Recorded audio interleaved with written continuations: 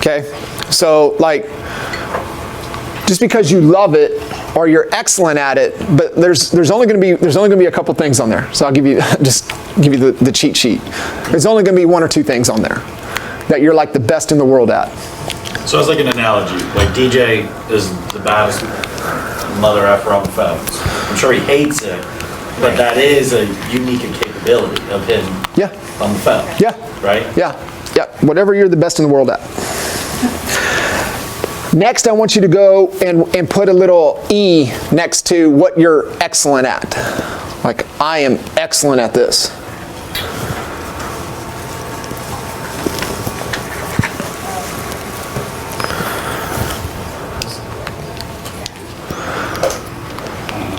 Like, I excel at this. There's a handful of things that you're the best in the world at. There's another few things that you're excellent at. And then the next list, I want you to go through and I want you to put a C next to the things that you do that you're competent at.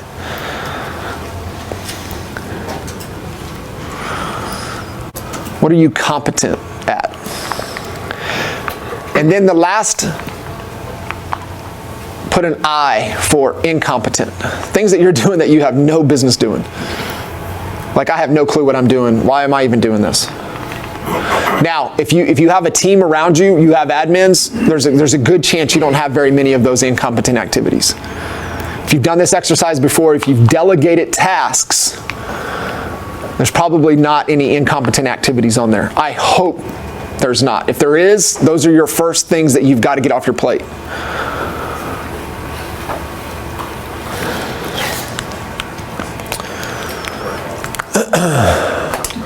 The reason I want you to create this awareness, right? Create this awareness because these are going to start to be some of the items that you're looking at when we get into jamming with Joel this afternoon, when you're looking at next key hires on some of the activities that need to start to build out the roles in the new job description. We don't want any incompetent activities. We don't want any competent activities. We want excellent activities and always what we're the best in the world at. You'll never delegate what you're the best in the world at.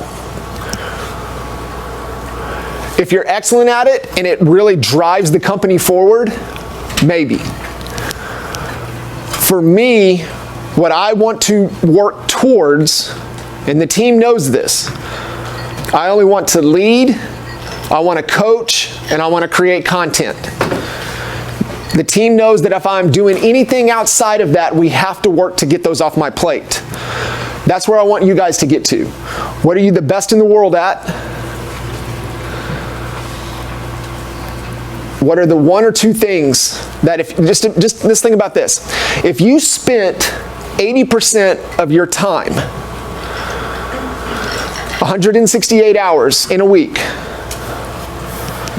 back out, sleeping, taking care of ourselves, let's just say that's 100 hours. Could you imagine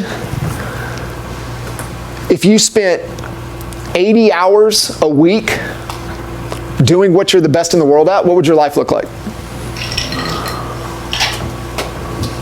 What would your life look like?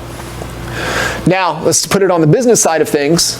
Let's say you spend 50 hours a week on business. Our rule of thumb is 70% on the activities that drive our business forward. But what if you spent 80%, 70 to 80% of your working time on the 2 to 3 things that you're the best in the world at, that really drive and grow the company forward? No matter what, if you have a team, all of you guys are wanting to build organizations, increase headcount, so your number one thing is leadership. Always, number one. Number two is probably going to be the thing that moves your life forward. So for me, it's coaching.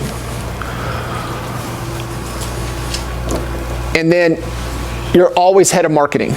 Even if you have somebody in the head of marketing role, you're always head of marketing. You drive the strategy for marketing. That's why I just want to create content.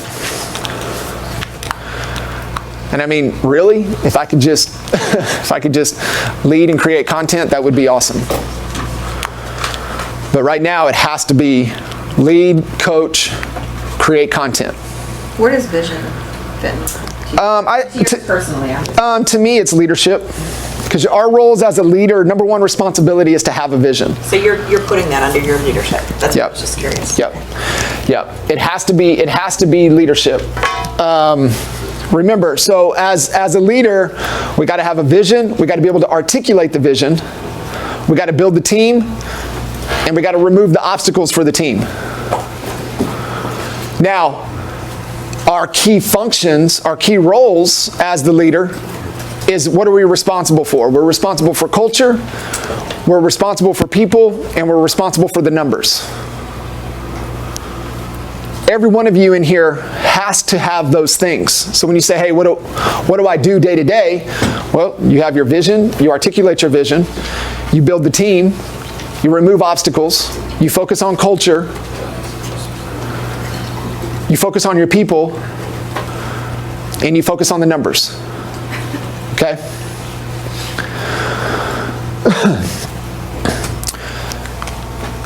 So I want you to have this list. Remember, it's an exercise. It's something that you need to be thinking about all the time. All the time.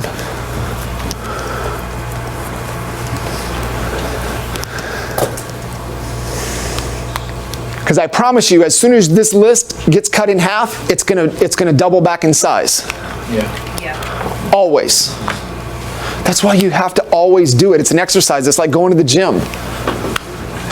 So get into a rhythm of that, paying attention to it, okay? So I talked to you guys a little bit yesterday about the coaching thing. I kind of called this, I threw it out there. Hillsman, I think, knows more about it than anybody. But I threw this out there, shit, Dan, how long ago has it been? 6 months ago? A little bit longer than that. So when I started laying out the vision to where we were going to go, so our 3 years is $6 million in revenue. I shared that with you guys last time when we did the 10 times exercise. How many of you guys remember the 10 times exercise? So I used Mike as an example last time. Justin was in the room. This is where Justin went from 4 to 40.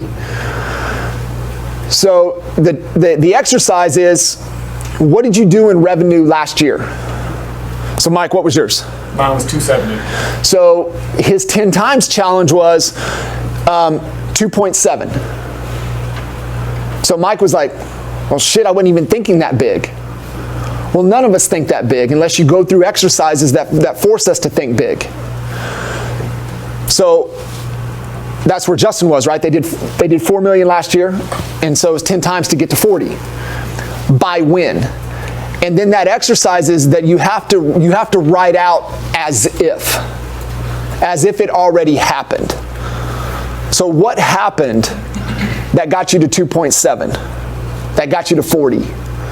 What happened? Hey, the vision, we took over this space, we did, we closed out this many transactions, we had this many in our organization, we did this, we did this, we did this.